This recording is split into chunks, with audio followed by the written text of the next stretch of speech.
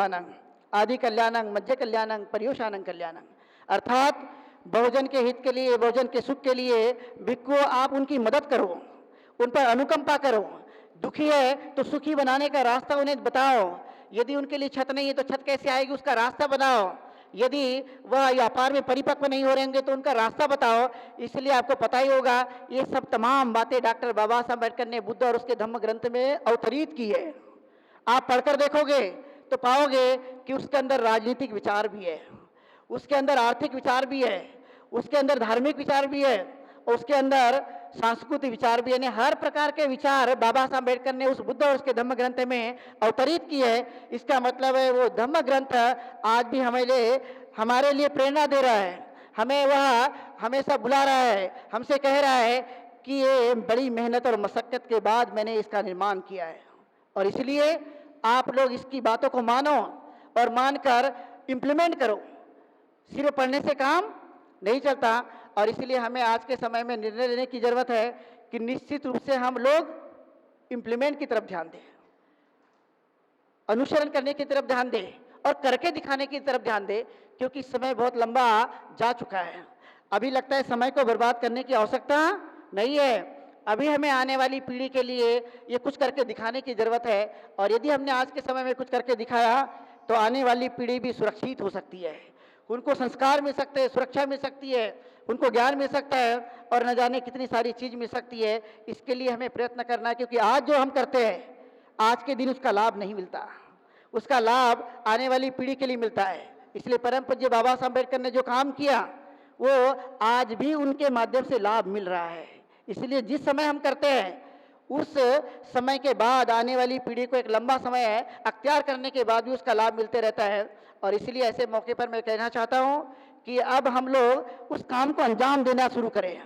हमारे जो भी मतभेद होंगे, जो भी हमारी कुछ गलतफहमियां होगी, उसको हम दूर करें और काम की तरफ आगे बढ़ें। तो ऐसे अवसरों पर मैं और ज़्यादा समय आपका नहीं लूँगा, क्योंकि मनुष्य की एक मन की अवस्था होती है, और ये कार्यक्रम हमने 11 बजे से शुरू करने की बातें कही थी, लेकिन हम लोगों ने 1 घंटा लेट किया। चूँकि मैं समय का काफ़ी पक्का व्यक्ति ही हूँ, आज मैं खुद 5 बजे यानी रात में 2 बजे सोने के बाद भी 5 बजे उठा, और 5 बजे उठने के बाद मैं खुद इंतजार कर रहा था कि जैसे ही हमारे गेस्ट लोग आएंगे, वक्ता लोग आएंगे, हम कार्यक्रम शुरू कर देंगे।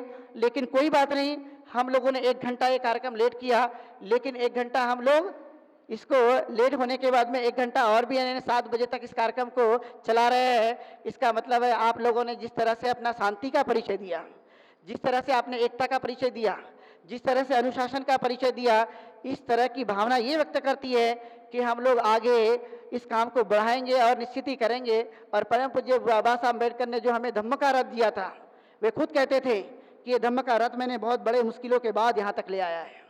यदि आप इसे आगे नहीं बढ़ा सकते तो अभी हमें इसे पीछे ढकेलना भी नहीं चाहिए।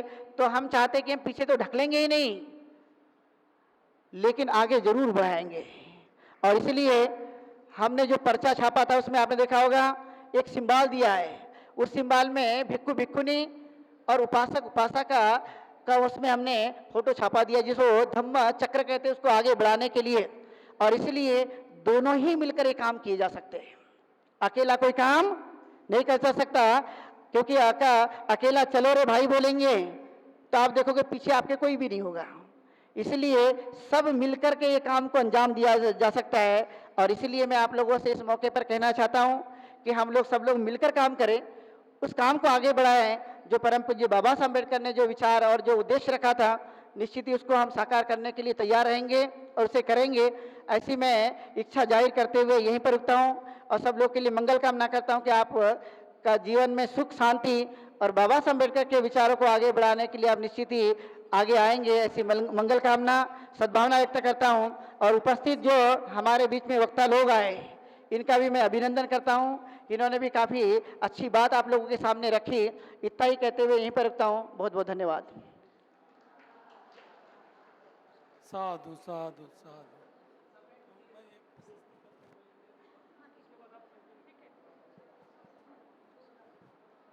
तो सभी से मैं विनती करता हूं कि आप 2 मिनट रुकिएगा। हमारे बीच इस कार्यक्रम को सक्सेस करने के लिए जो लोगों ने यहाँ पे मदद की है, तो आप नहीं चाहेंगे कि उनको थोड़ा सा उनका हौसला बढ़ाए और उनको पुरस्कृत किया जाए?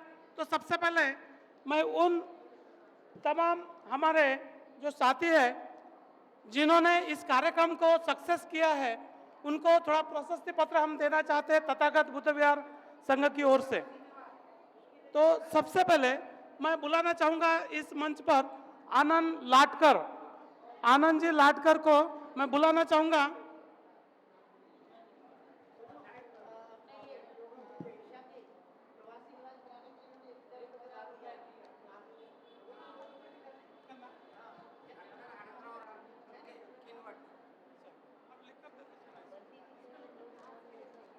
इसके बाद हमारे बीच उपस्थित गोविंदराव बनकर, मैं तमाम हमारे उपासक उपासिकाओं को विनती करता हूं कि आप कृपया आप अपनी जगह पर बैठे, क्योंकि इन लोगों को हमें पुरस्कृत करना चाहिए जिन्होंने इस कार्यक्रम को यहाँ पे अपना योगदान दिया है, अपना समय दिया है, काफ़ी तकलीफ उठाया है इस कार्यक्रम के लिए।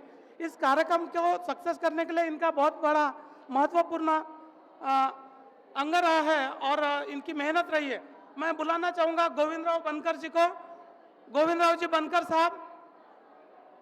साहब जी, आप आइए, मंच पर आइए और अपना प्रशस्ति पत्र हमारे आदरणीय भदंत चंद्रकीर्ति इनसे ये प्रशस्ति पत्र लीजिए। बनते जी। इसके पश्चात हमारे बीच उपस्थित सुरेखाताई फुसाटे, इन्होंने भी आकर यहाँ पे अपना यह प्रशस्ति पत्र प्रदान करें। मैं यह प्रशस्ति पत्र सुरेखाताई फुसाटे इनको वैशाली ताई डोड़स यह देंगी।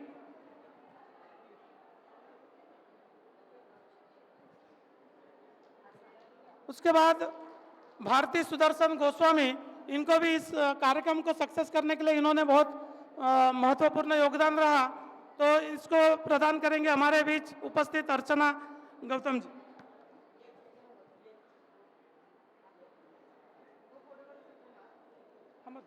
एक मिनट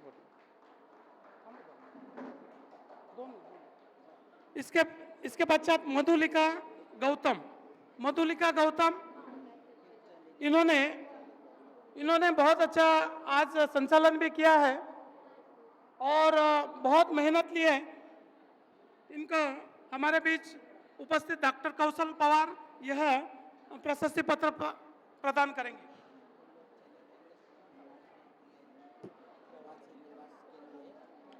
प्रवासी निवास बनाने के लिए दान मिला है डॉक्टर आनंदराव रामजी थमके, इनसे 1000 का दान मिला है, प्राप्त हुआ है। धन्यवाद। इसके बाद आनंद राव जी